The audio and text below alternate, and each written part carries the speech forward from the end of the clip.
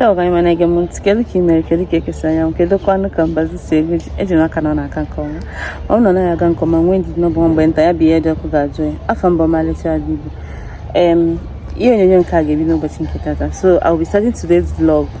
Today is the 29th of December 2024. Hey, my secretary was English. That about mkpụrụ ụbọchị 29 na ọnwa Disemba n'afọ 2024. Enwere ebe m chọrọ ịga ugbu a. Mbụ nke anyị nwere nzukọ tata. Anyị nwere meeting tata. O nwere emume anyị na-eme na banye, anyị nwere meeting ya taa. Ya bụ dawan ngacha nka enwekwara ebe ọzọ na-aga n'ụbọchị nke taa. Ya sonyere m ka anyị nwee ike wee ya bụ njenje ọfụma ịghọta. Chibuzo ka gị mee anyọkwa. Okay.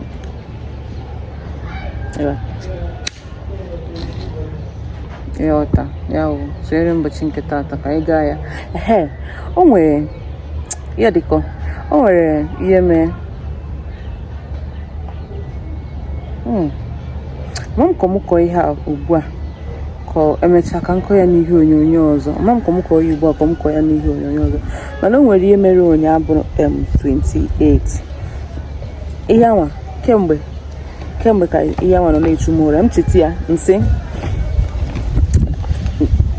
ka mmadụ ga-esi wee banye na nsogbu maka ihe i kwuru n'ọnụ ọ bụgodị na imehie ọ baghịrị ịkọwa ogologo okwu ka m ghara ịga wee were ihe onyonyo a wee mewe ebe o kwesịghị ịghọta.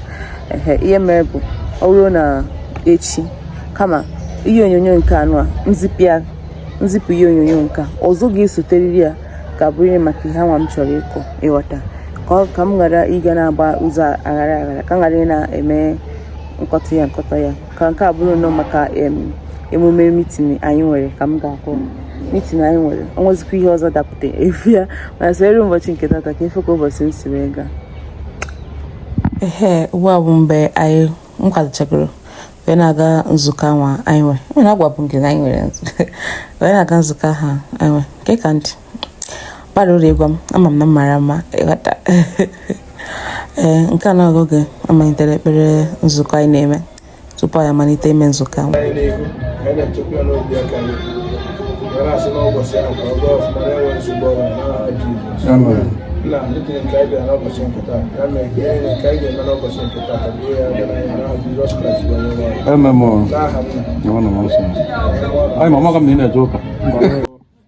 Ụmụnne unu, ụmụaka unu, ọkwa ndị ọrụ na-atọ isi ga-adọ mma maka na irudo ọkụ mma ọjọdụ onye mpịa mma. 1 hour later. Mgbe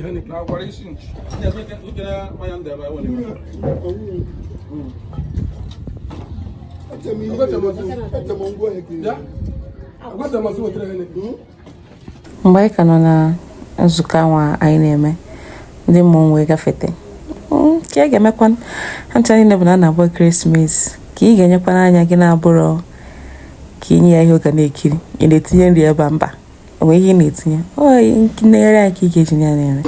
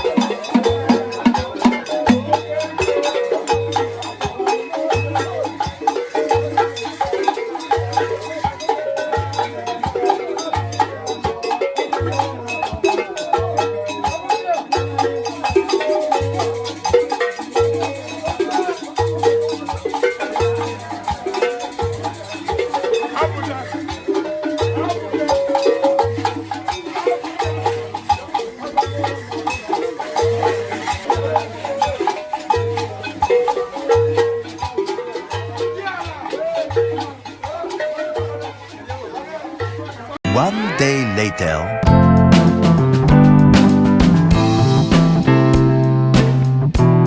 Nke a bụ efifie kachi ya fọrọ ka m si ka ngwọtụ abacha. Abacha ya na-ene anya bụ itinye ogiri. Ịma na oge niile nna nkọrọ abacha na chanel, mana maka ndị na-afụbe ya, itinye ogiri, itinye ya mmiri ncha, ịgbarie ya bụ ogiri ọfụma ọfụma, ọ gbarikọ ọnụ ọfụma, ịghọta.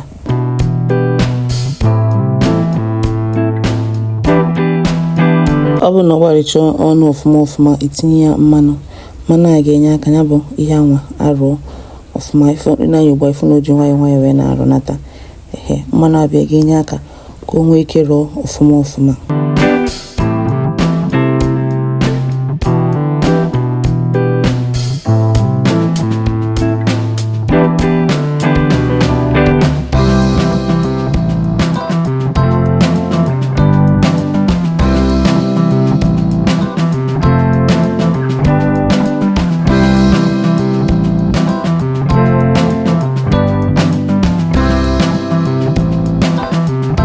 Bịa werezie abacha wee wụnyezie ya, bidozie tụgharịwazie gwakọnya bụ abacha ahụ ọnụ.